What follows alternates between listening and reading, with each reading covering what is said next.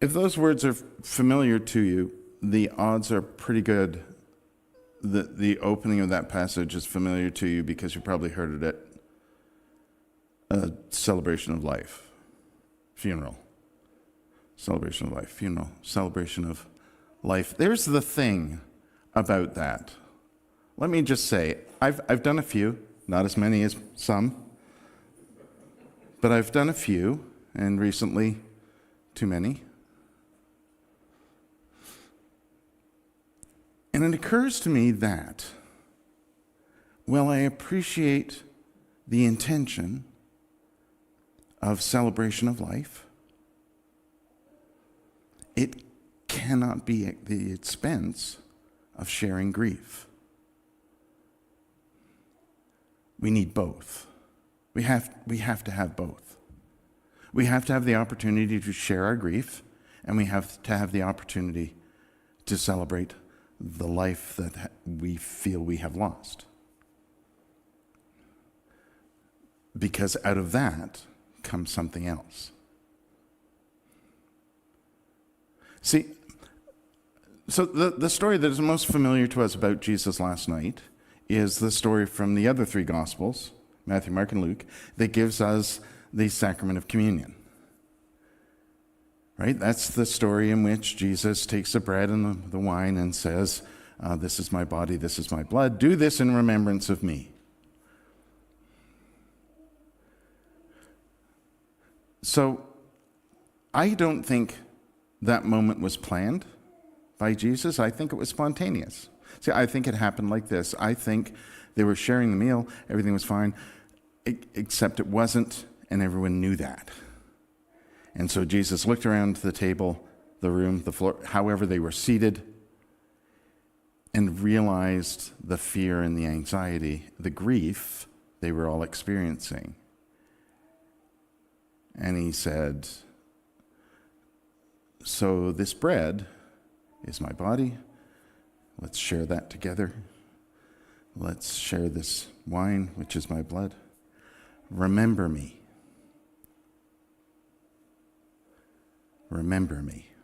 And I don't think Jesus meant just remember this moment and the sacrifice that I'm going to make for you. I think Jesus meant remember all the time we've spent together. Remember all of the good times and the bad times. Remember the experience of being with me. Remember what you learned. Remember. Reconnect with it. Live that into the world now. I think John does the same thing. I think he does exactly the same thing. I think, so this story, John's story goes kind of like this. They have supper, and then Jesus does the thing where he washes all their feet, right? To show them what it means to be a servant and care for others. And then he outs Judas, who leaves. And then, of course, he outs Peter and says, you're going to deny me 3 times. And then he looks around the room and he sees how afraid they are. He sees how anxious they are. They're confused. They don't know what's going on. They don't know what's coming. But they have this sort of sense of impending doom and grief. And Jesus says, do not let your hearts be troubled. Believe in God. Believe also in me. In my Father's house there are many dwelling places. I'm going to make a place for you. Because there's a place with God for everyone. That's why there are so many rooms in the mansion, so many dwelling places. Here are words of comfort for you. I'm going to God. You are too. We all are. It's like, and it's like going home, right? It's like there are many dwelling places. There are many rooms in the mansion, and there's one for you. It'll be just like being at home.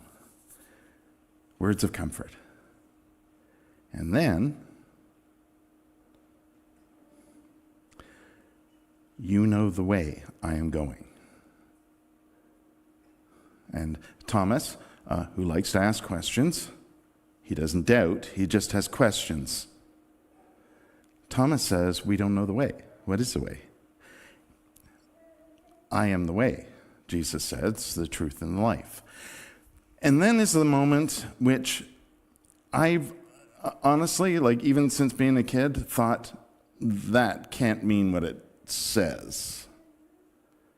And it doesn't. It does not mean that Jesus is the only way to God. If you've read any of the rest of the story, you know Jesus would not have said, I am the only exclusive way to God. Me, Jesus, this form, this person. However, the way to God is the way that I have showed you in my living, in my teaching. All those experiences you've had with me, all those moments you've had with me, that's the way. And it's true to who you are, and it's life-giving. That's the point of the way. I can show you the way, but then you have to do it. And sure enough, we hear those words and we go, oh, Jesus must be the only way. Okay, Jesus, it's Jesus. And then I think Jesus would do the facepalm thing and go, why don't you get it yet? Just like he does with Philip. Why don't you get it? It's not me, Jesus, the name, the person, that's the way. It's what I am and what I've showed you, because that is in you. And now you are the way. You have to live it now. Be true to yourself and live it, and you now are the way. Go and do it. And sure enough, in my way of hearing the story, only one of them hears that. It's Thomas, who later won't be there when Jesus reappears after the resurrection. Why? Because he's doing that. He's out being the way. He's showing people. He's doing what Jesus said. I think sometimes that's the tricky part with the stories. We get wrapped up in Jesus being Jesus and how absolutely impossible it is for us to be that. It isn't. The point of Jesus is to show you can. You just have to live the way where you are, in your world, in our world. We have to share in that together because we're all connected. We're all part of the way. So we have moments when we will grieve. And we have moments of impending doom and loss and things. But we will carry forward all we remember, all we've experienced. And that includes not just the things we've experienced ourselves that we have experienced with others, but very much the things we've experienced with others who are no longer in our lives. Even to the extent of, how do we not learn from history? I mean, maybe we weren't there, but surely we could learn from that and take the learning forward into what we know and what we experience, because this is our world. Isn't that what we're doing with the stories of Jesus? We're bringing that into our world. We're not just holding it as something like set apart that, oh, that's a nice story and that's great, but I could never do that. Are we? Are we doing that? I hope not. Because then we're not living the way.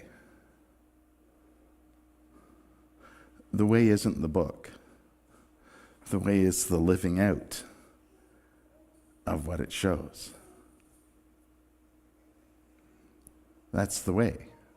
And it starts not from a map, not from a book, not from stories of somebody we put on a pedestal and hold up as a great example, but we could never do that. It starts in here. It starts with your heart. Because that's where the way begins.